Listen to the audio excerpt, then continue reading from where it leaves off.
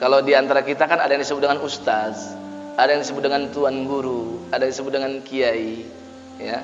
Ada banyak sebutan dan gelaran.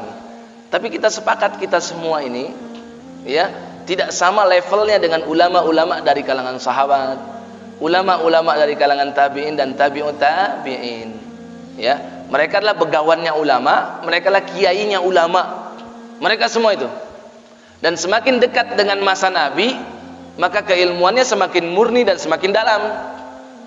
Maka yang paling hebat di atas, misalkan kalau kita katakan ya, ulama itu misalkan imam mazhab saja, Imam Abu Hanifah yang lahir di tahun 80 Hijriah sampai dengan 150 Hijriah. Kedua Imam Malik misalkan yang lahir tahun 93 Hijriah sampai dengan 179 Hijriah beliau wafat. Imam Asy-Syafi'i misalkan 150 Hijriah sampai dengan 204 Hijriah. Kemudian Imam Ahmad bin Hanbal 164 Hijriah sampai dengan 241 Hijriah. Kalau boleh kita katakan mereka lah nih para ulama ya yang sampai sekarang masih dikaji kitab-kitab mereka. Ketahuilah mereka tidak lebih mulia dari para sahabat. Sahabat itu yang paling mulia di antara seluruh ulama, di antara seluruh umat Nabi Muhammad sallallahu alaihi wasallam. Maka para ulama terangkan yang berani-berani menghujat sahabat, mencela mereka, walaupun cuma seorang saja, mereka sudah keluar dari ahlus sunnah wal jamaah.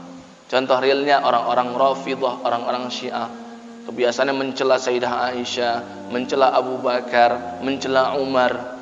Dalam salat mereka, bahkan di antara salawat yang mereka baca, la'natullahi ala Aisyah, dengan beraninya mengatakan gitu, semoga Allah melaknat Aisyah, padahal beliau itu adalah orang yang paling dicintai oleh Nabi. Ya, datang sahabat Abdullah bin Amr bin As bertanya, ayyun nasi ahabbu ilaik, ya Rasul, siapa orang yang paling engkau cintai? Nabi menjawab, Aisyah. Aisyah yang paling aku cintai. Ya, laki-laki yang bertanya ini nggak puas, dia bertanya, ya Rasul, yang aku tanya minar rijal, bukan perempuan, bukan istri engkau. Yang aku tanya dari kalangan laki-laki, siapa yang paling engkau cintai? Kata Rasulullah dengan singkat, Abuha. Kalau gitu ayahnya Aisyah, yaitu Abu Bakar.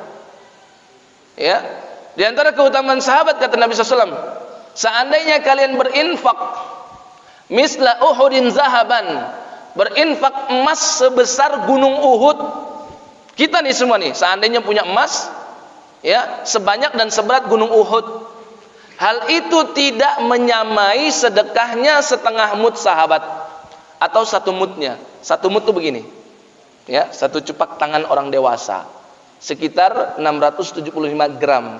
Infak kita emas, bukan rupiah loh Pak, emas, ya, sebesar gunung Uhud kita infakkan di jalan Allah. Hal itu tidak menyamai infaknya sahabat emas walaupun cuma satu mud saja. Ini keutamaan sahabat.